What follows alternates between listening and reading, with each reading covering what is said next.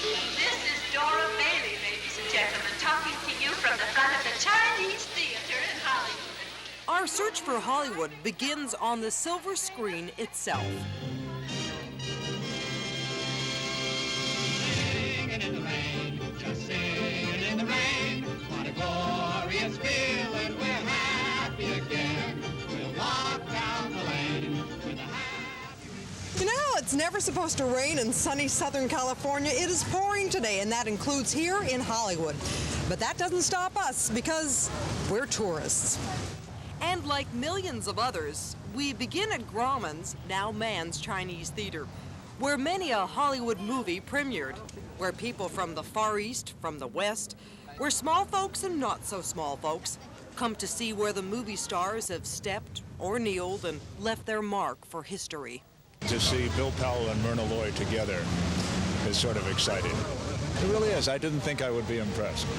I am impressed as the Dickens. It's cool. I like it. I like it a lot. I'm overcome.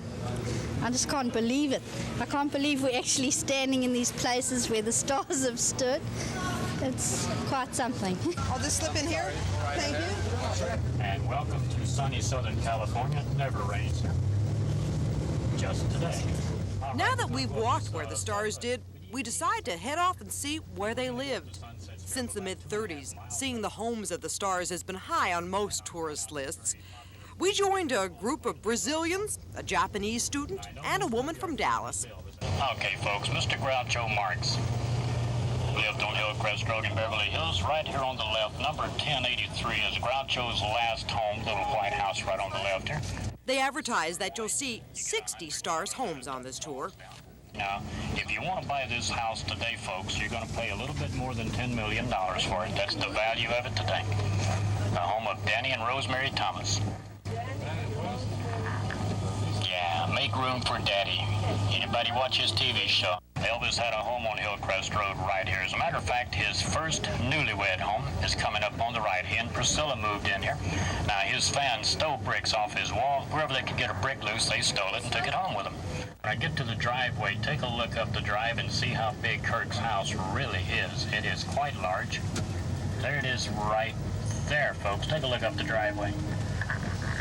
The home of Kirk Douglas. Our tour guide is a Hollywood buff himself, who adds a certain flair. The home of Jimmy Stewart, right there, folks.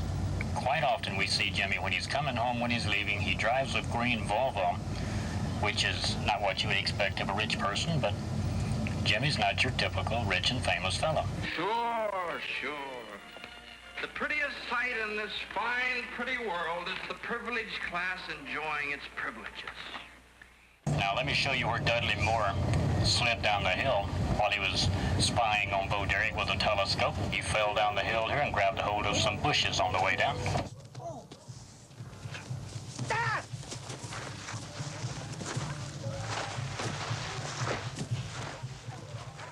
Valentino, the great lover, the sheik, whatever you want to call him, lived there. Didn't stick around long, I'm afraid, though. Many of the big stars, like Rudolph Valentino, are remembered not only where they once lived, but where they now lie. Our tour guide at the Hollywood Cemetery is Thurston Gordon. He's worked here for 40 years. There was a woman in black used to come here regularly, and of course she became elderly and older, and I think she has since died. But now there's another elderly lady in black that comes here every Monday, all dressed in black, and brings flowers To Valentino. Inside, we don't find a woman in black, but in blue jeans, who's made the pilgrimage to see the great lover's tomb from Spain. We are in the capital of the movies, and I think that it's important not only see what are people doing, but also how people died. It's here where many who made their fame and fortune in the movies now lie. Made their fame and fortune in an era some say is long gone, replaced by a new cast of characters, by a different kind of set and stage. There are a lot of people who'd say the heyday of Hollywood is over, that the stars and the glamour are gone. But that's not what I find here today. Please help me in the Hollywood Chamber of Commerce welcome Jack Klugman as we love Jack.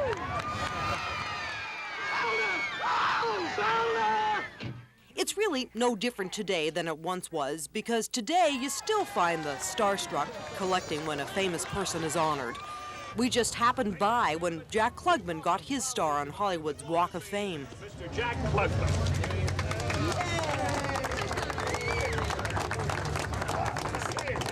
Maybe life is like the movies. It starts off raining, but in the end the sun comes out. Maybe that's what Hollywood is all about, regardless of what it's doing outside. It gives us a chance to go inside and forget, if even just for a moment. This is where I knocked on the door. This is where I knocked on the door 50 years ago. Paramount Pictures in the heart of Hollywood, where many a movie and a movie star has been made, and where this man realized his dream. The movie bug hit A.C. Lyles in Jacksonville, Florida when he was 9 years old. His story of how he met the owner of Paramount Studios is the stuff that movies are made of. But he said, graduate from high school and keep in touch. And that meant keeping in touch to me meant writing him a letter every week. So I wrote him a letter every Sunday for 4 years. And when I got out of high school and came here, I came to the front gate and told the gateman, my name is A.C. Lyles. Mr. Zucker's expecting me because I've been writing to him for 4 years and I'm waiting for my job. First as a mail boy, then a publicist, and eventually a producer, A.C. Lyles met all the stars. The most interesting woman, he'll tell you hands down, was Mae West. One of the finest women ever walked the streets.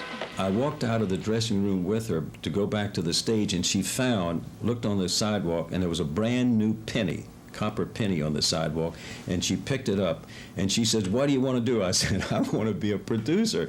She said, this is a good luck penny. She was very superstitious. She said, this is a good luck penny, and this is an omen. You put this in your shoe and wear it in your shoe, and you will become a producer. The day Paramount announced that I was going to be made a producer, the first call I got was from Mae West. And she said, AC, I told you that was a good I told you that was a good luck penny. You see what that penny did for you. The Mae West that A.C. Lyles talks of spent the last years of her life in this apartment building right behind me. She apparently also owned it. As the legend goes, it wasn't rare for her to tell a fan who had written her, I should come up sometimes, see me. And as the story continues, until the very end, she generally had some young muscle man at her side. I've heard so much about you. Yeah, but you can't prove it. AC remembers like it was yesterday, the day they shot that famous scene from Sunset Boulevard, when Gloria Swanson is met by movie maker Cecil B. DeMille. This is where they shot that scene. We were all on the side here watching this because we didn't realize at the time that Sunset Boulevard was going to be such an historical picture. But we came out to see Cecil B. DeMille and Gloria Swanson and Eric von Stroheim work together. Hello, Mr. DeMille. These are the famous steps that Bill Holden used in Sunset Boulevard to go up to see Nancy Olson. I'll be with you in a minute. To show you what kind of small town Hollywood still is, I phoned over to Western Costume to make an appointment. Well, I told the man at Western Costume I had been referred by a producer at Paramount. The man from Western Costume said, didn't I see you having lunch with that producer yesterday? There are 1 million costumes from the movies at Western Costume. This is the dress that Vivian Leigh broke so many hearts in. And what Julie Andrews wore in the movie Star.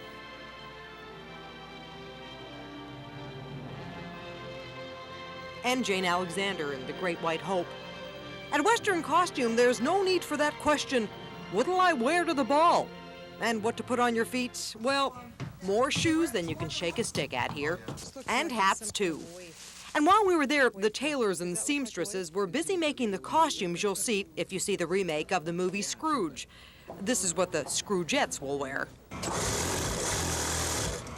Well, we're just seeing all the different sites in L.A. They wanted to see all the tourist attractions, so we figured Paramount was one. Everyone wants to see the gate to that famous studio in that famous place they call Hollywood. But not everyone gets to go through that gate. A.C. Lyles did. We, I guess, work in a make-believe world, but my story, I feel, is like a fairy tale. This is the most famous logo in Hollywood, the Paramount Gate. And for 75 years, the biggest stars in Hollywood, all of them, every one of them, one time or another passed through these gates to go into Paramount Pictures. In Hollywood, you see stars everywhere. It's a big thing here to get your name on a star on the sidewalk. It's called the Walk of Fame, and not just anyone's welcome. Now, anybody can submit somebody, but they have to be voted on. And we send back an awful lot of checks. People think that they can just send in $3,500 and buy a star. That is not true. The studios used to parade the stars, keep them in front of their adoring public. And a gossip columnist or an entertainment writer, well, they could make or break a career.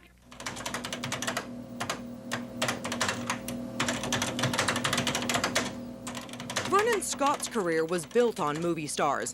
For 35 years, his byline has brought you stories from Tinseltown. Stories he couldn't write, he shared with us, like the time that Marilyn Monroe broke down and cried during an interview.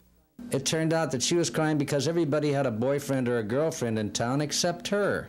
That she sat alone night after night, people thinking that she had a million dates lined up or a romantic entanglement. Nobody bothered to call her.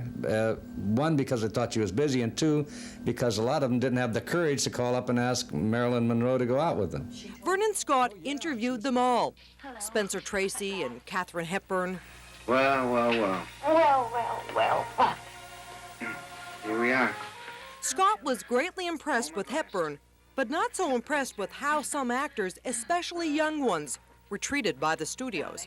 Jackie Cooper, for instance, can bring you close to tears about how they tried to get him to cry. Norman Targ, the director, had pulled him to one side and said, "Your dog just died. It was run over in the street." And then they turned the camera on the poor little kid, and the tears coming down his face. Then afterwards, they said, "No, we were just kidding." And, it made a mental wreck out of Jackie for his adolescence. But he's over it now. Vernon Scott will tell you, the stars today aren't like the stars in the golden era of the movies. They don't have the class and the character they once had. We had faces. There just aren't any faces like that anymore. You can still find actors around who exude all that, though. Oh, come on up. Come on up. Ralph Bellamy stepped off the train in Hollywood 58 years ago. He has been one of the busiest actors in the movie capital ever since. I can't imagine who'd do a thing like that to me. I can't think of any enemies I have. Bellamy played with the biggest stars in the old days. You don't want to forget this. My rain is out. Thanks. And more recently, too. Is there a problem, officers? You have a history of juvenile arrests, I presume, drug abuse reform schools. He's got memories galore, like about the conversation he had with another actor when both of them had just arrived in Hollywood. And by the way, the chief he talks of is a train. He said, I just got $15,000 for playing a heavy in a Bill Boyd Western. $15,000. No actor's worth that. He said, I got a room in the Castle Argyle, which is a glorified rooming house at the top of Vine Street. He said, I've got a second-hand Ford, and I'm not buying anything you can't put on the chief because this isn't going to last. Clark Gable said that. Yeah.